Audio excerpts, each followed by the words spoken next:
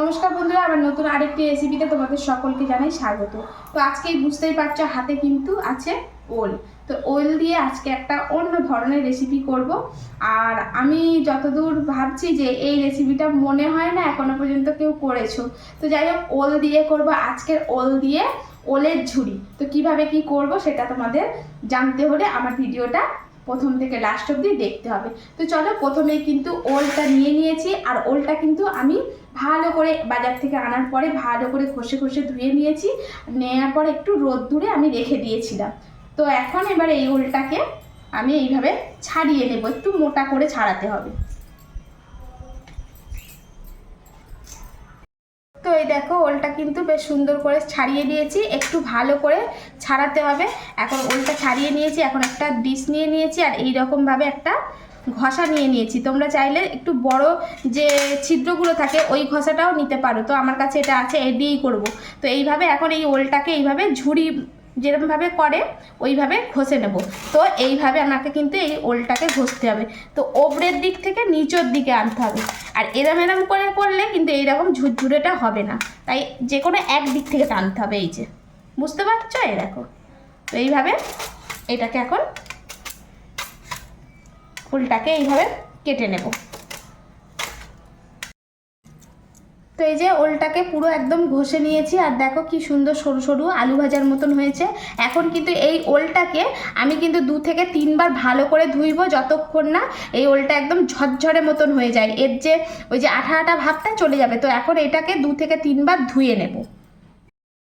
তো এখানে ওলটাকে বেশ ভালো করে ধুয়ে নিয়েছি। তো এখন ওলের গায়ে যে মানে আঠা আঠাটা ছিল সেটা কিন্তু এখন নেই। এখন এই ওলটাকে এই যে একটা সাদা মানে সুন্দর পরিষ্কার কাপড়, সাদা বলে না, পরিষ্কার কাপড়ের মধ্যে এই যে দিয়ে দিলাম।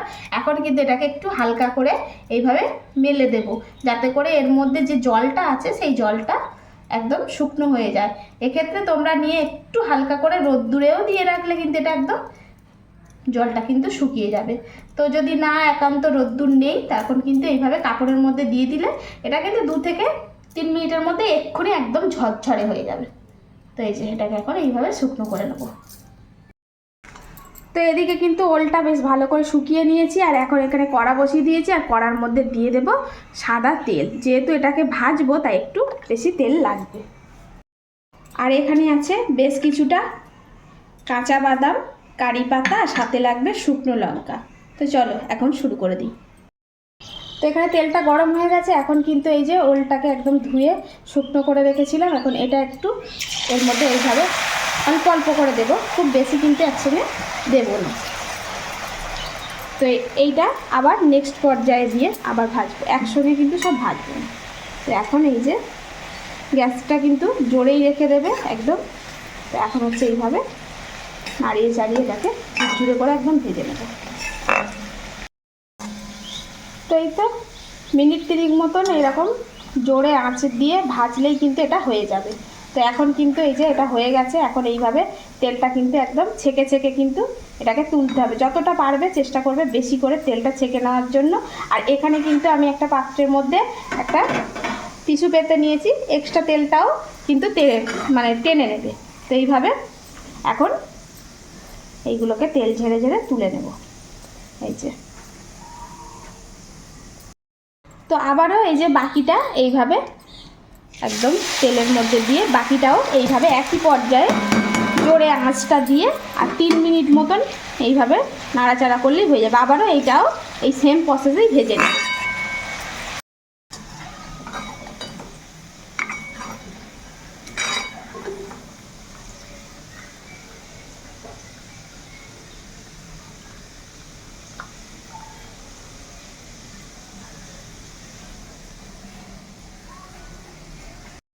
ঝুড়িটা ভাজা হয়ে গেছে। এখন কিন্তু এই যে বাদামগুলো দিয়ে দেব।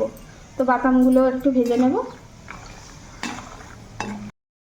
তো 2 মিনিটের মতন বাদামটাও কিন্তু এই তেলের মধ্যে ভেজে নিয়েছি।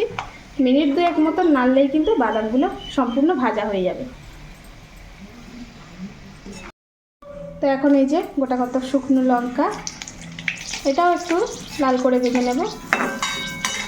তো শুকনো লঙ্কাগুলো লাল লাল করে ভেজে নিয়েছি। এখন এটাও তেলটা ঝরিয়ে একদম, এই যে তেলটা কিন্তু একটু ঝরালে ভালো হয়। এই যে এর মধ্যে দিয়ে দিলাম। তো এখন কিন্তু এই তেলের মধ্যে এখানে আছে কারি পাতা, তো কারি পাতাটা একটু ভেজে নেব।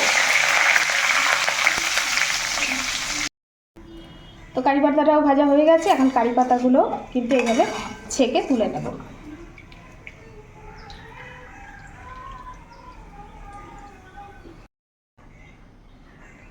তো এই তো কারি পাতাগুলো ভেজে এই যে এর মধ্যে নিয়ে নিলাম। তো এই যে এখানে সব কিছু একদম ভেজে নিয়েছি। তো একটু এই কারি পাতাটা একটু হালকা করে একটু ভেঙে দিলে না বেশ ভালো লাগবে। তো খুব সুন্দর মচমচে হয়ে আছে, তো একটু হালকা করে, খুব বেশি ভাঙতে হবে না। এই যে এইভাবে একটু হালকা হাতে ভেঙে দিলেই হয়ে যাবে। তো এখন হচ্ছে এইগুলো সব একটা পাত্রের মধ্যে এই যে ঢেলে নিচ্ছি।